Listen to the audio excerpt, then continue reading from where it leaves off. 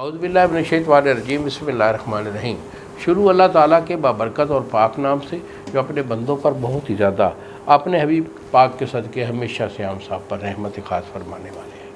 گزشتہ سال حکیم بابا سیف اللہ کی طرف سے میرے تمام دوستوں کو السلام علیکم ورحمۃ اللہ وبرکاتہ۔ جی تو دوستوں، آج میں آپ کو قلت منی کے متعلق بتا رہا ہوں۔ قلت منی یہ قوت باب میں مردانہ قوت باب ایک خاص ایشو ہوتا ہے۔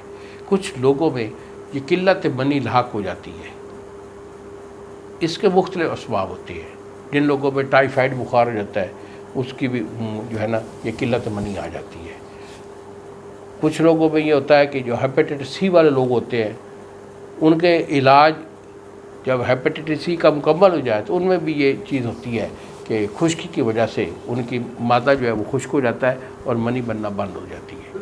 منی کا بننا بند ہو جانا یا قلت منی ہونا، اس کا علاج ہمارا الحمدللہ میرے اللہ کے حکم سے گارنٹی سے ہوتا ہے۔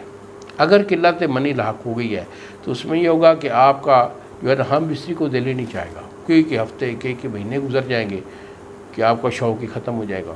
خاص طور پر جو بوڑھے لوگ ہوتے ہیں جب وہ ایڈج آدمی ہو جاتے ہیں تو منی کی جو ہے نا افزائش وہ بند ہو جاتی ہے، تو وہ نیچے سے بھی ڈھیلے ہو جاتی ہے اور ان کا کئی مہینے گزر جاتے ہیں، ان کا دل ہی نہیں کرتا ہم بستری کرنے کو، تو یہ لوگ بھی اس پہ شامل ہوتے ہیں۔ قلت منی کا کوئی بھی سبب ہو میرے سے مشورہ کریں، یہی میرے 2 نمبر ہیں سامنے اسکرین پر آ رہے ہیں، مجھے فون کال کریں تو مشورہ بھی دوں گا، علاج چاہیے تو بیٹا علاج دوں گا۔ اس کامل علاج کو جو ہے نا 1-1.5 مہینہ کر لیں۔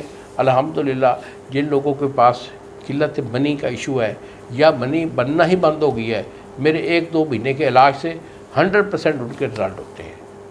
تو مجھے فون کال کریں، دوائی میں آپ کو بھیجوں گا، علاج دوں گا۔